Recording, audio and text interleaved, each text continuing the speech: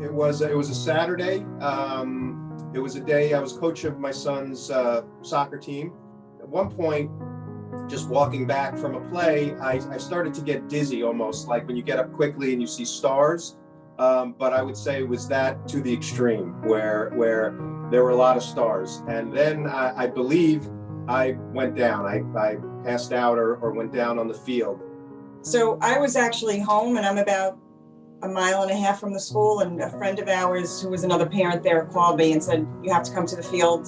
Dave collapsed." And I didn't really know to the extent of what happened, but based on what the stories that people have told us, there was a couple of there was a ER doctor playing with his child's team on another field, and one of the parents on our team ran up to the other field to get the ER doctor. Then there was a mom who was sitting in her car who saw the commotion going on, but really didn't know actually what happened. And most people thought he was having a seizure, but she was on the athletic committee of the school and knew that there was an AED in the school, which just happened to be open on a Saturday. No, normally that's not even open, but they have play practice.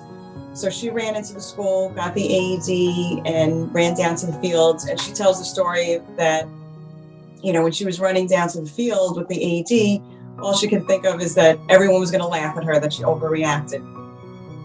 In the meantime, the ER doctor was doing the CPR, and he, after a certain amount of time, he looked up and he was like, "I need an AED," and this mom appeared with the AED, basically just at the right time.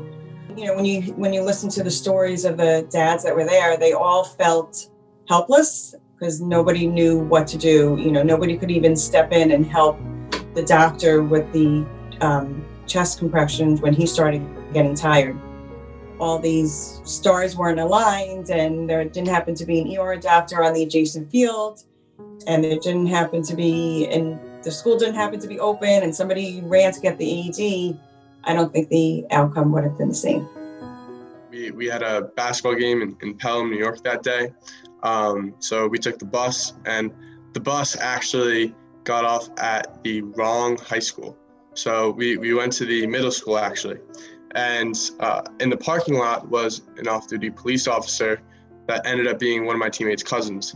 Game starts, Jordan comes off the bench, he's the sixth man, gets in the game a couple minutes in during a foul shot after a teammate had made a basket, and he just started to wobble, and he fell, he just kind of collapsed backward. And I saw this just from my vantage point. Basically, the police officer he talked about ran onto the court, a parent in the stands who's orthopedist, parent of one of Jordan's teammates, ran onto the court. So we're all over Jordan, and the police officer ran to his car. He was super fast thinking. He didn't even look for the defibrillator on the walls of the high school. It wasn't on the walls of the gym. It was actually out in the hallway somewhere. And I looked at the other parent who was on the floor with us, the orthopedist, and just asked him, "Do you want to do CPR on him? Do you want me to?" Since it was my kid. And he just jumped on there and started doing chest compressions really hard. And then the police officer came in with his defibrillator, used it once.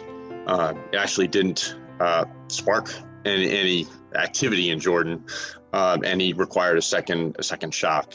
Well, the other thing that I have learned since then is not only how important CPR is to save his life, but the fact that how lucky we are that he doesn't have any neurological delays is also, from what I've learned, is also partly because he did get CPR right away.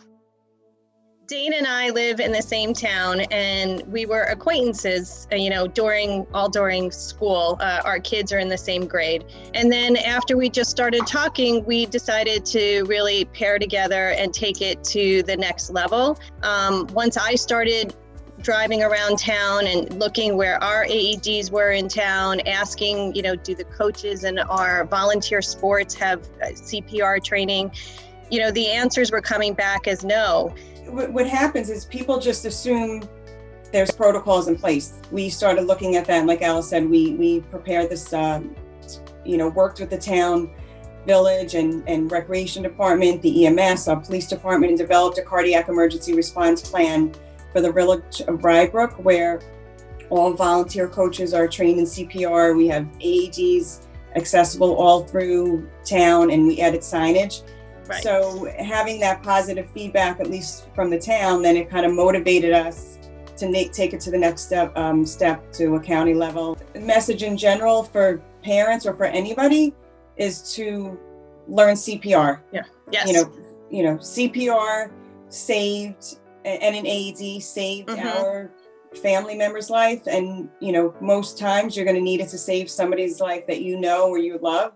So being prepared is so important. And for parents just to understand what sudden cardiac arrest is, what the risks are, what the warning signs are, but also that most times there are no warning signs. So the best thing is to be prepared and learn CPR.